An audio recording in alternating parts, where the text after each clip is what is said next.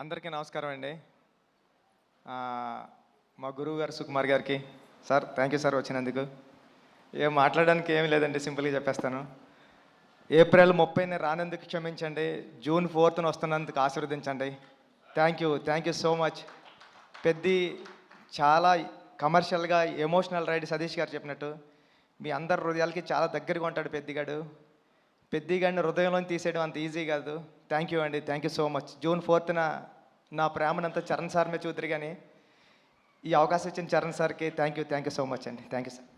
బుచ్చిబాబు గారు, మీరు చూడ్డానికి ఇంత సైలెంట్గా ఉంటారు, కానీ సెట్స్లో ఇంత మంచి యాక్టర్స్ని, ఇంత పెద్ద యాక్టర్స్ని పెట్టుకొని ఎలా డీల్ చేయగలుగుతున్నారు? ఎలా ఉంటారు? ఎలా మేనేజ్ చేయగలుగుతున్నారు? ఈ టెన్షన్ అండి, అంతే, ఇంకేముంటుంది, మామూలు చేసుకుంటాం. బేసిక్గా ఆన్ సెట్స్లో కూడా వర్క్ చేసేటప్పుడు ఇలానే ఉంటారా మీరు?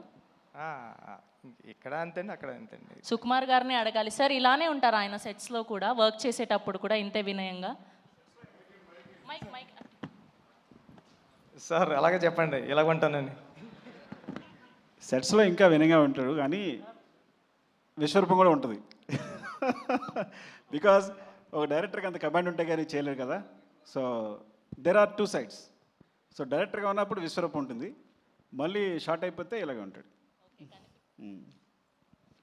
కనిపించని నాలుగో సింహం, రెండో సింహం లాగా సెట్స్లో వేరే బుచ్చిబాబు గారు కనిపిస్తారనమాట.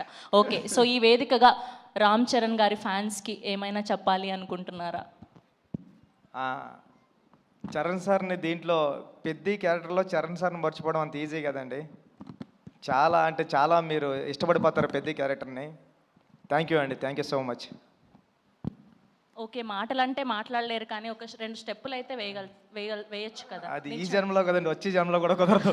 కాదండి, ఈ మధ్య డైరెక్టర్లు భారీగా స్టెప్పులు వేసేసి సినిమాని ప్రమోట్ చేస్తున్నారు, మనం కూడా ఎందుకు ట్రై చేయకూడదు చెప్పండి. ఈ స్టెప్పులు వేస్తానండి. Thank you.